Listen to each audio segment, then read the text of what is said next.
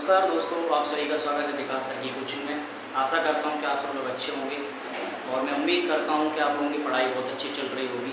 अगर दोस्तों आपकी पढ़ाई अच्छी नहीं चल रही तो दोस्तों करना चालू कर दो, क्योंकि अब समय बहुत कम बचा है। इसलिए अच्छे से अच्छी पढ़ाई करो, पढ़ाई पर ध्यान दीजिए, इधर उधर ना फालतू घूमें, ठीक है। तो दोस्तों आप लोगों को बता दें कि टॉपिक स्टार्ट करने से पहले मैं आपको बता देते हैं कि हमने कौन कौन से टॉपिक कवर कर लिए हैं, ठीक है। सबसे पहले हमने आपको सो दैट पढ़ा दिया है, ठीक, सो दैट पढ़ा दिया है। सो दैट के स्थान पर टू का यूज़ भी करा दिया है। और इससे पहले मैंने सबसे पहले पढ़ाया था आपको यूज़ ऑफ इट, जो कि पेपर से बहुत ज़्यादा पूछते हैं दोस्तों। उसको छोड़ना भी बिल्कुल भी, यूज़ ऑफ इट नहीं छोड़ना है ना। सो दैट भी यूज़ नहीं, सो दैट का भी यूज़ नहीं छोड़ना है। और आपको सो दैट के स्थान पर टू का भी यूज़ नहीं छोड़ना। ये तीनों टॉपिक्स बहुत ज़्यादा पूछते हैं क्वेश्चन में, इसलिए कोशिश करना है कि तीनों को हम छोड़ें नहीं और इन्हें अच्छे से सीखें। अगर कोई डाउट्स होता है, अगर नहीं समझ में आते तो आप लोग कमेंट्स करना, ठीक है। तो दोस्तों हम स्टार्ट करते हैं फिर आज नया टॉपिक के साथ में, जिसका नाम है हमारा यूज़ ऑफ टू। जैसे अपना सो दैट पूछते हैं वैसे अपना टू पूछते हैं, ठीक है। तो स्टार्ट करते हैं फिर यूज़ ऑफ टू। ये भी पेपर से पूछ लेते हैं सो दैट के ही तरह, ठीक है। और आपको पता ही है हमारा क्या चल रहा है, इंग्लिश क्रैश कोर्स चल रहा है, जो कि पेपर्स में बहुत ज़्यादा आपको फायदेमंद देगा।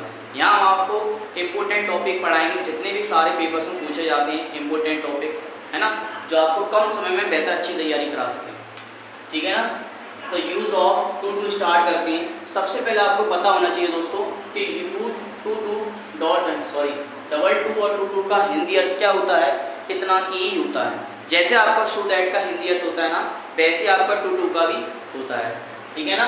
क्या होता है, इतना की होता है, लगा है। इसका यूज भी हम कैसे करते हैं, सो डॉट दैट के ही जैसे ही करते हैं, ठीक है। अब जी कुछ इसके पॉइंट्स लिखे हैं जिससे जिन्हें पढ़कर हम क्या करेंगे, टू का यूज सीखेंगे, ठीक है। बहुत सिंपल पॉइंट्स लिखे हैं मैंने, अच्छे सीखते हैं तो फिर कैसे कैसे पॉइंट्स लिखे हैं, बहुत सारे लैंग्वेज में लिखे हैं। सबसे पहले क्या करेंगे हम, सब्जेक्ट प्लस वर्ब का यूज करेंगे।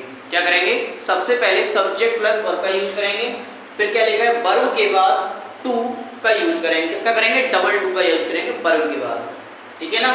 यदि फर्स्ट सेंटेंस में वेरी शब्द का यूज हो, मतलब कहने का अर्थ है यदि फर्स्ट सेंटेंस में आपका वेरी शब्द का यूज हो तो वेरी को हटाकर क्या करेंगे, टू का यूज करेंगे। जैसे मैंने आपको सो दैट में बताया था कि नहीं, तो फर्स्ट सेंटेंस में अगर वेरी शब्द आता है तो वेरी को हटाकर हम क्या लगा रहे थे, वहाँ पे शो लगा रहे थे कि नहीं लगा रहे थे। इसी प्रकार यदि आपके यहाँ टू के यूज में अगर फर्स्ट सेंटेंस में वेरी शब्द का यूज होता है तो हम वेरी को हटाकर क्या करेंगे, डबल टू का यूज करेंगे।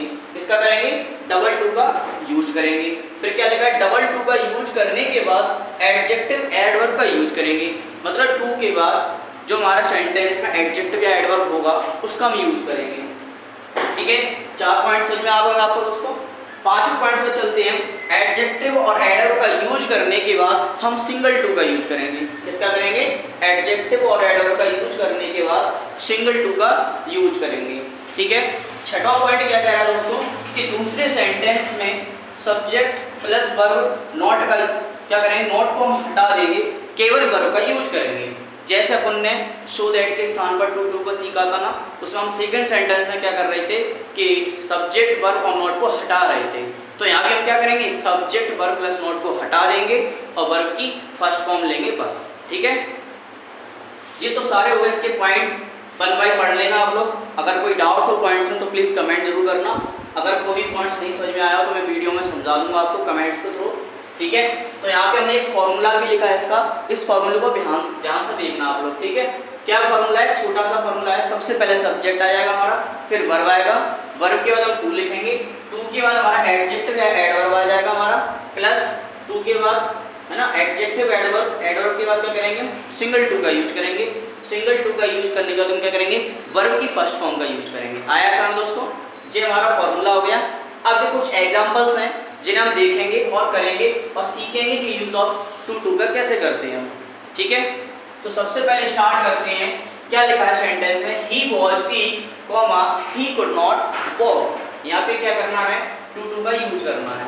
तो कैसे करेंगे, ही, फिर मैं लिखूंगा वॉज, फिर क्या लिखा है, वर्ब का यूज करने के बाद क्या करेंगे हम, डबल टू का यूज करेंगे, ठीक है।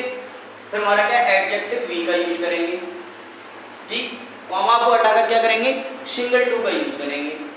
सिंगल टू आ गया हमारा, फिर क्या मैंने क्या दिखाया था यहाँ कि दूसरे सेंटेंस में यूज सब्जेक्ट वर्ब नॉट को क्या करेंगे, हटा देंगे, केवल वर्ब का यूज करेंगे। तो यहाँ पे हमने सब्जेक्ट हटा दिया, वर्ब हटा दिया, नॉट हटा दिया, तो बचा आपका हमारे पास वर्ब बचा आपका। आया समझ दोस्तों। इसी प्रकार हम दूसरे सेंटेंस पर चलते हैं। क्या लिखा है, he is very ill, he can not go to college today. ठीक है ना। तो उसको हम बनाएंगे, कैसे बनाएंगे, देखो बनाकर दिखाते हैं आपको। सबसे पहले हम ही लेंगे, फिर हेल्पिंग वर्ब इज लेंगे, फिर वेरी आया सर इसमें दोस्तों, क्या आया, वेरी। अगर फर्स्ट सेंटेंस में वेरी आता है तो वेरी को हटाकर हम किसका यूज करेंगे, डबल टू का यूज करेंगे। किसका करेंगे, डबल टू। तो मैंने टू लगा दिया, फिर यहाँ पे एडजेक्टिव इल लिखा तो मैंने इल लिख लिया। ठीक है ना दोस्तों। कॉमा को हटाकर हमें सिंगल टू का यूज करना है। अब सिंगल टू का यूज करने के बाद दूसरा सेंटेंस हमारा ही कैन नॉट, इसको क्या करेंगे हम, हटा देंगे।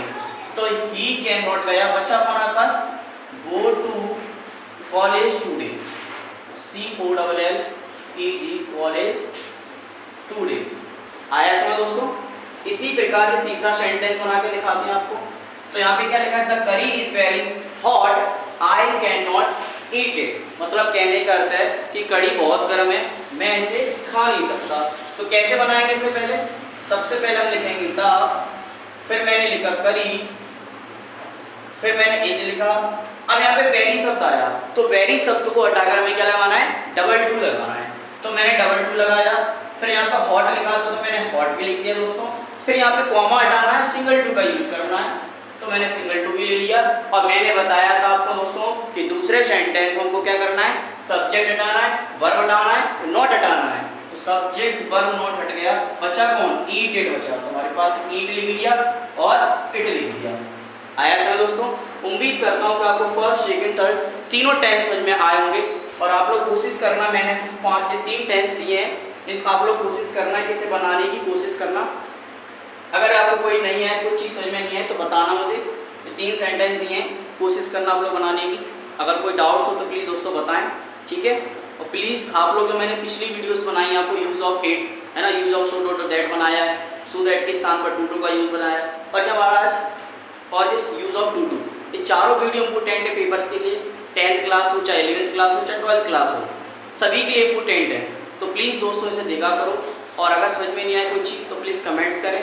और दोस्तों सपोर्ट कीजिए, चैनल को सब्सक्राइब कीजिए और लाइक कीजिए, शेयर कीजिए। अपने जो दोस्त भाई हैं जो भी 10th क्लास में, 11th में, 12th में इस साल, तो उनसे कहो इंग्लिश क्रैश कोर्स है, इसको अच्छे से पढ़ें और अपने नंबर्स को अच्छे से, एक नंबर बहुत इंपॉर्टेंट है अपने लिए पेपर में पास होने के लिए। तो कोशिश करना कि नंबर्स हमारे जाए नहीं, तो कोशिश करो इन टॉपिक्स को कवर करें। तो प्लीज़ दोस्तों अगले टॉपिक्स में आप लोग तो प्लीज़ दोस्तों आप लोग अगले वीडियोस में आपको मिलते हैं हम। किस टॉपिक के साथ में मिलेंगे आपको, यूज़ ऑफ अनलेस और इफ़ के साथ में मिलते हैं, जो कि पेपर्स में बहुत ज़्यादा पूछते हैं पेपर्स में।